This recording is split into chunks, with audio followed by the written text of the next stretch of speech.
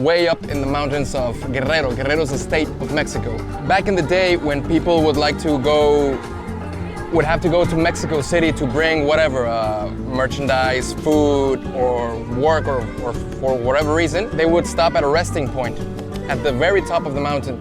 And this place would be called Estación Toro Muerto, Dead Bull Station, because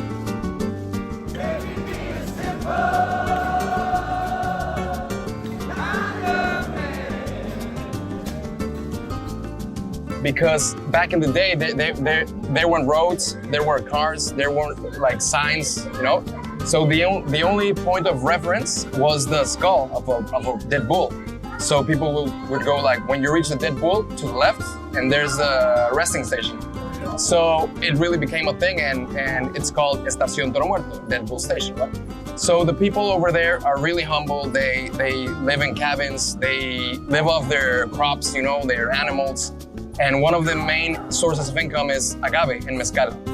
So they produce mezcal and agave and they sell it to whoever. So a family over there like saw this as a business opportunity and a social opportunity to help these people. So Mezcal Toro Muerto, for every bottle you buy, you help the people on that little town. So it's kind of like a social well-doing, you know, and not to brag, but me personally, I think it's one of the best mezcals you will ever try, because the agave is made on high. In order for that plant to grow, it has to be grown on a really, really high altitude. It only grows above certain altitude, way above the sea level. So that, and the fact that it's surrounded by nature, forests, woods, the weather, clouds, really extreme conditions and beautiful places and scenery, all this adds up to like a perfect essence and flavor. And besides, and the process of making it is really, it's ancestral. Like, this is, Aztecs used to do it. So it's traditional, like really way back, cultural. Aztecs or Mayan? Aztecs.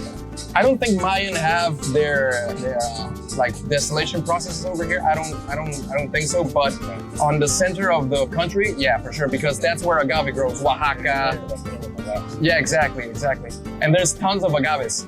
This agave is called Cupriata silvestre, which means like wildlife cupriata. It only grows on extreme conditions. It can even grow on cliffs. Like, you see cupriatas just blossom on cliffs. They're really tough. They're really like warrior-like plants.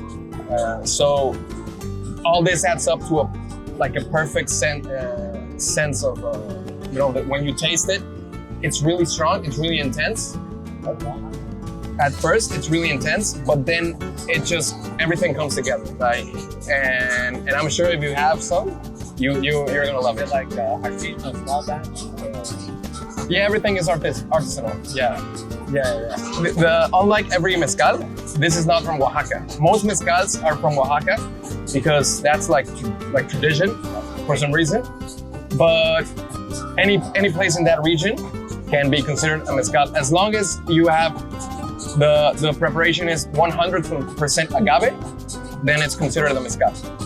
So yeah, and it depends on the region, it depends on the agave, it depends on many things, but we are considered mezcal from Guerrero, from the mountains of Guerrero. Yeah, I can't wait for you to try it. Yeah. I assimilate to it. You truly are tasting the mountains of Guerrero. Yeah, you're like, we should try it, and I would like to see like your reaction to it. See us in there? See, right? Yeah. This is Lancel Tequila Presser. We're trying Mezcal Toro Muerto. Excellent. Salud.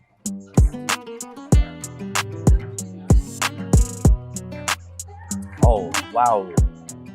That is very complex. Super complex. Wow. Yes. That hits all the senses right away. Yeah. You like smell it, Wow, taste wow. it, breathing it.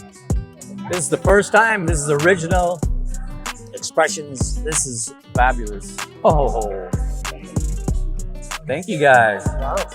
That's actually probably one of the better ones I've ever had. Yeah. Some of the other ones are like, it's too warm. It's like hurts.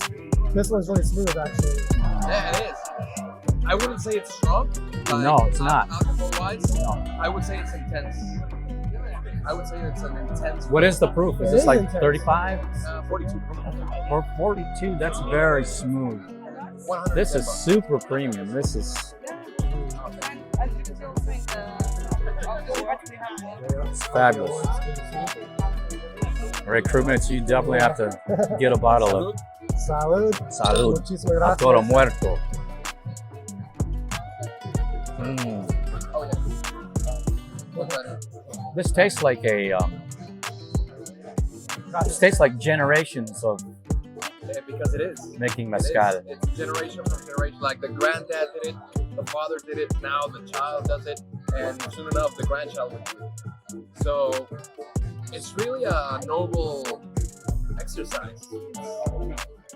And it goes from way back in our history. So I think it's really important to like work upon that and try to rescue the culture of mezcal. Sure. Because it disappeared for a while. Oh no, when the- mezcal is one of the largest growing spirits Yeah. in the United States right now, Yeah, sure. And with good reason. and especially the premiums, the Yeah, altas. exactly. Yeah.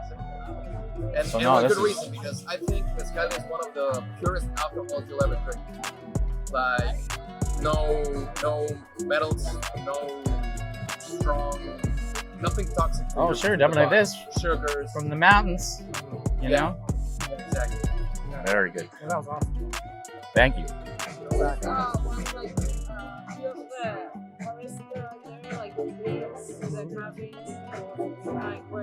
Oh wow.